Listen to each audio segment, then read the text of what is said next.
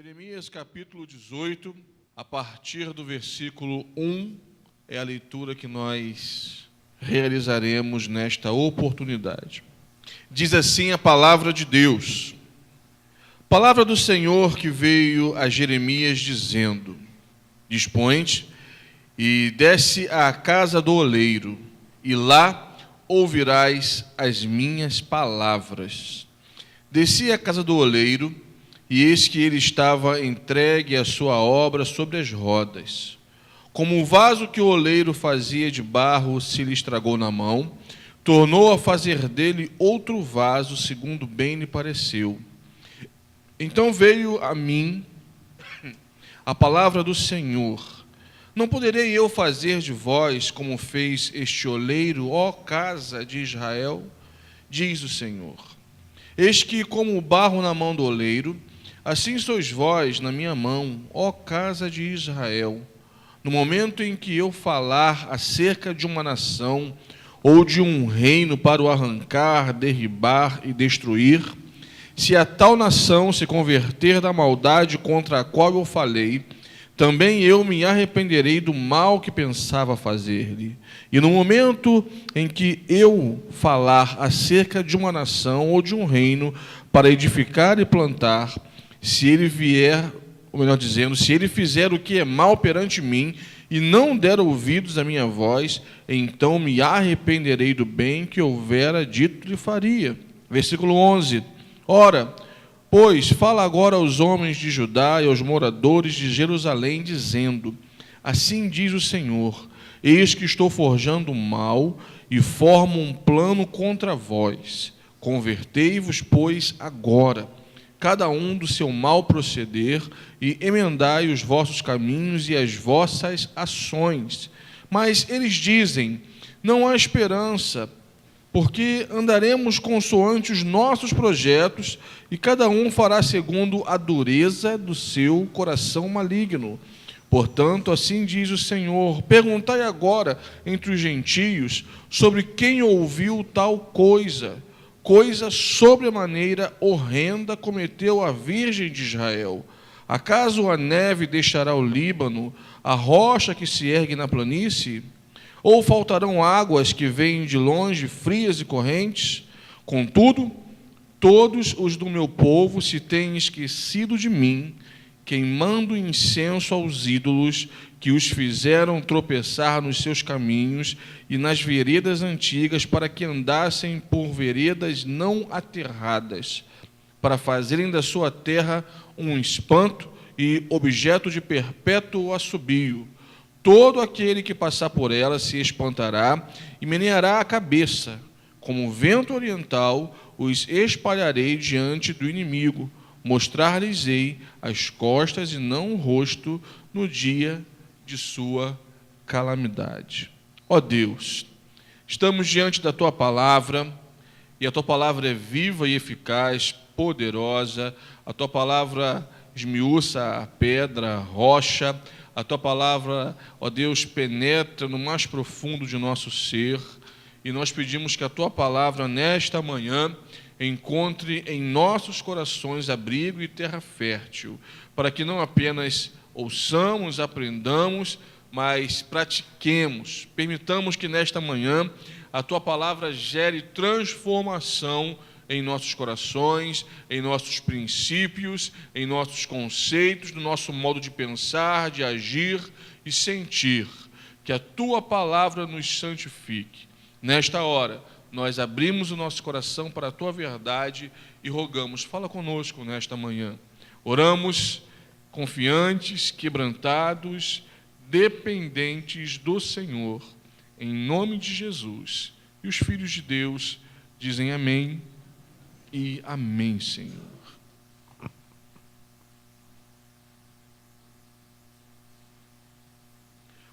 Certamente, meu irmão, minha irmã, um texto lindíssimo, um texto que nós podemos pensar do livro do profeta Jeremias. Aliás, o profeta Jeremias vai exercer seu ministério em um momento crucial da história do povo de Israel, vai pregar conforme nós lemos no texto proposto nesta manhã, para um povo de duro coração, de dura cerviz, um povo resistente à voz do seu Deus, um povo que havia rompido, ferido a sua aliança com o seu Deus, um povo que andava entre dois caminhos, um povo que, por muitos momentos, abandonava o Senhor dos Exércitos, o poderoso Adonai, o Deus de Israel, para andarem atrás de outros deuses, construírem e adorarem postes ídolos, e isto era abominação diante do Senhor. Jeremias, então, como voz profética, em meio à nação, em meio ao povo de Deus, vai se levantar como aquele que denuncia o erro, que denuncia o pecado, que convoca ao arrependimento, que anuncia a possibilidade de arrependimento, para que então haja transformação de corações, de vidas, e para que então o mal eminente não aconteça. Algumas questões são bem claras no texto que nós lemos em Jeremias 18. O pecado afasta o povo de Deus do seu Senhor, do seu amado Rei, daquele que o libertou do Egito, daquele que o fez nação, daquele que deu uma identidade a este povo. O pecado, a idolatria, neste contexto aqui, a idolatria, a adoração a outros deuses, a corrupção do culto, a corrupção do modo de servir e caminhar após Yahvé, este erro afasta o povo de Deus do seu Deus.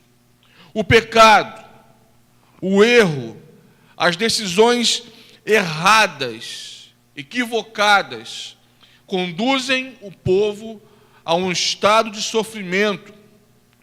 O exílio, o castigo, estava próximo, seria a forma como Deus iria corrigir, chamar seu povo ao arrependimento, tendo em vista que, mediante a proclamação da palavra do Senhor, este povo não voltou o seu coração para o arrependimento, pelo contrário, rejeitou ao seu Deus, virou as costas para o seu Deus.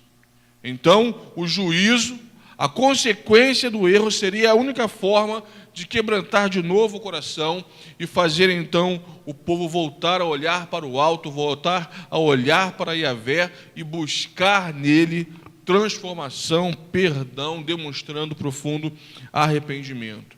O texto de Jeremias 18 nos revela um Deus profundamente amoroso, que diz: mesmo que uma nação esteja completamente separada, distante de mim, e tal nação demonstrar arrependimento, desejo de mudança, e uma linguagem aqui bastante interessante, me arrependerei do mal que pensava fazer-lhe.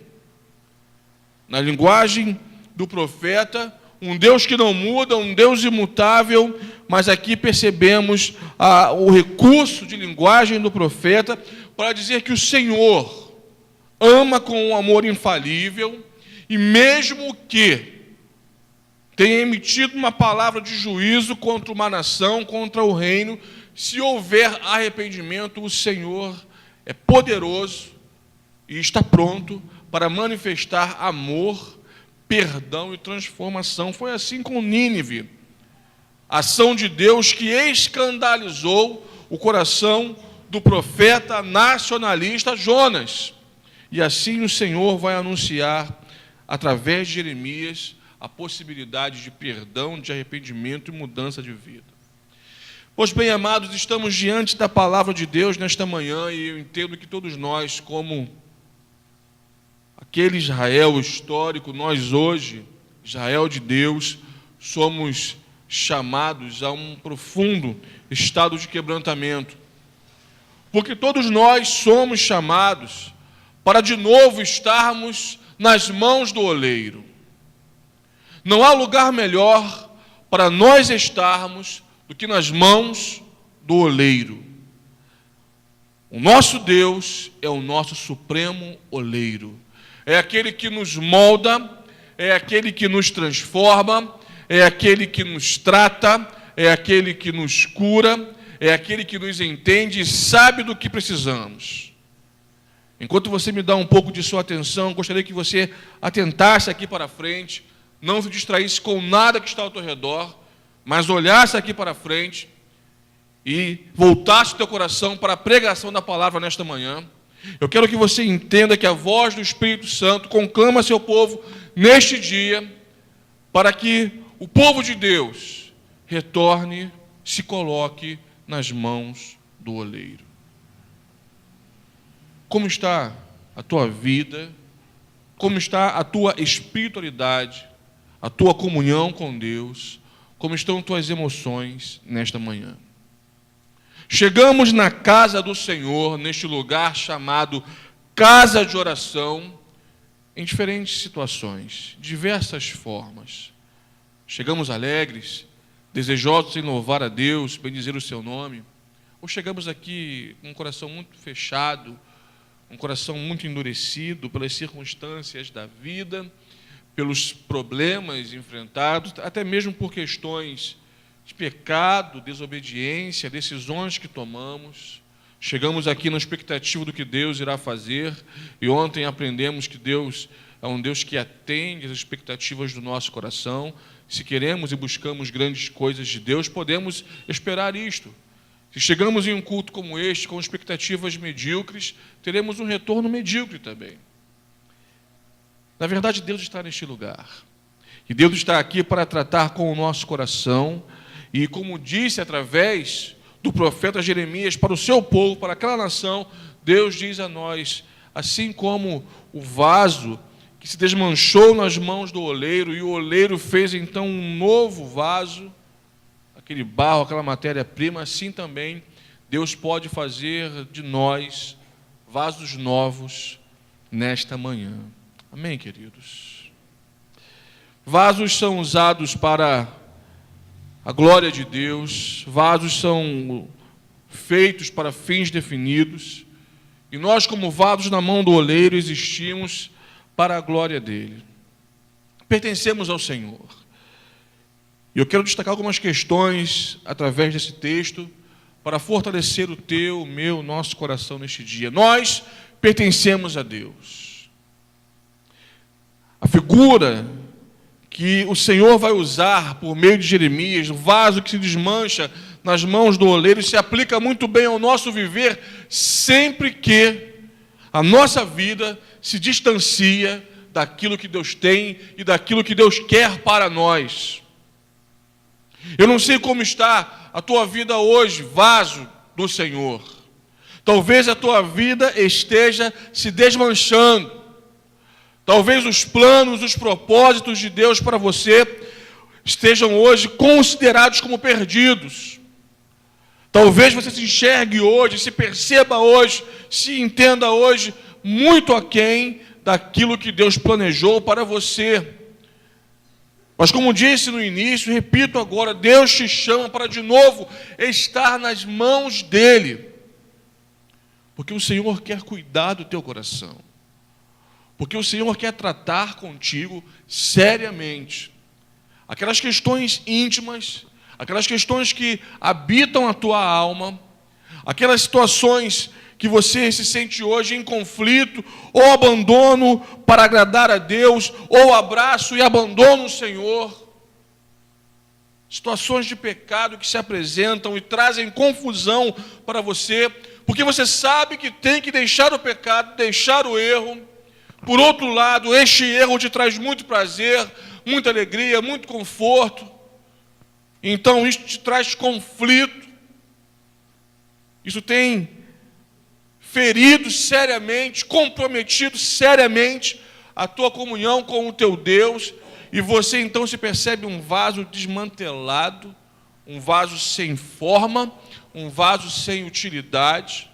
A figura que o profeta viu na casa do oleiro, interessante que o oleiro nem percebeu a sua presença, e enquanto o profeta observava o seu ofício, e o oleiro ali perdido, envolvido em sua ação, enquanto pedalava, enquanto movia o seu instrumento de trabalho, o vaso se desmancha em suas mãos, e o Senhor diz, assim também